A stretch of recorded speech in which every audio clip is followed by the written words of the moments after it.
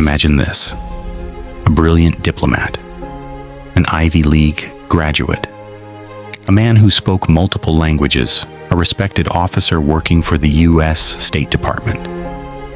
To everyone around him, William Bradford Bishop Jr.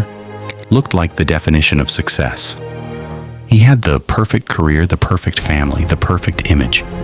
But behind closed doors, something darker was building, and in 1976, that darkness exploded. Police say Bishop brutally murdered his wife, his 3 young sons, and his own mother using a sledgehammer. Then he loaded their bodies into the family car, drove hundreds of miles into the mountains, buried them in a shallow grave, set them on fire, and disappeared. No arrest, no confession, no body. For nearly 50 years, William Bradford Bishop has remained one of the FBI's most wanted fugitives. Some believe he escaped overseas.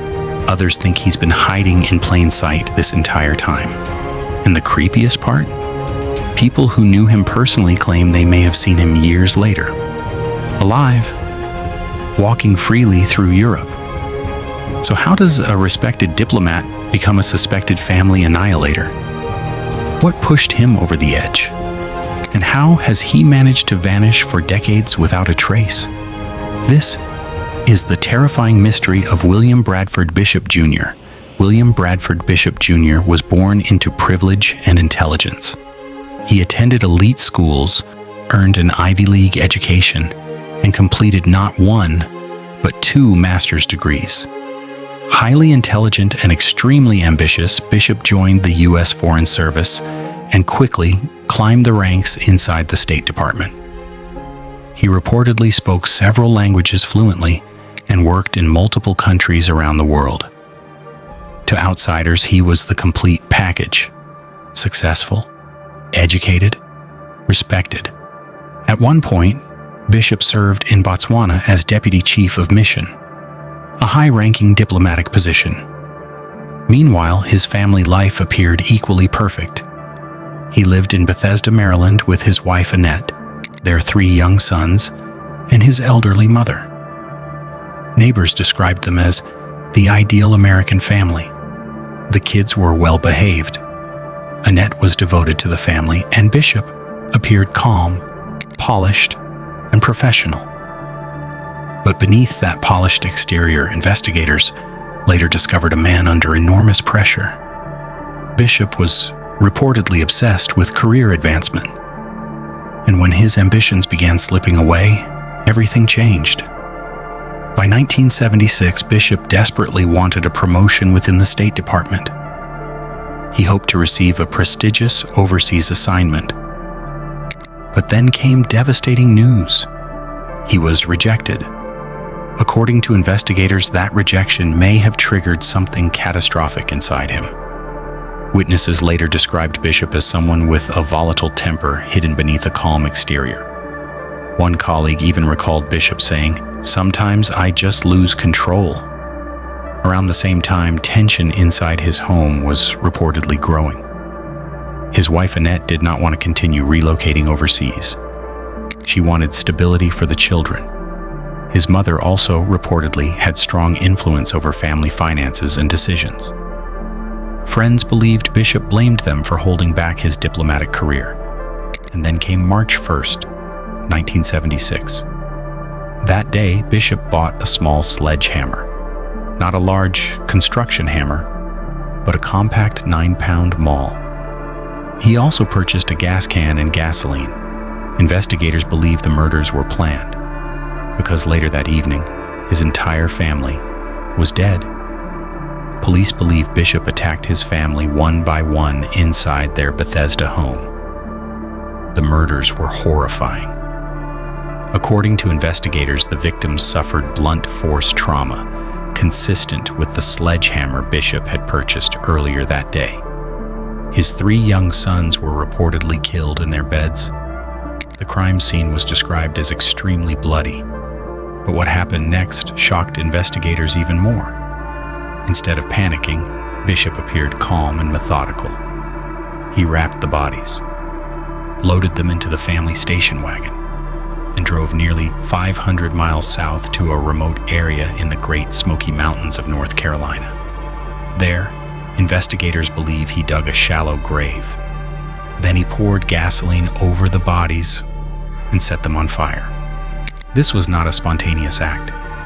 Police later emphasized how organized and deliberate the entire process appeared. But Bishop made one critical mistake. Smoke from the fire was spotted by park rangers.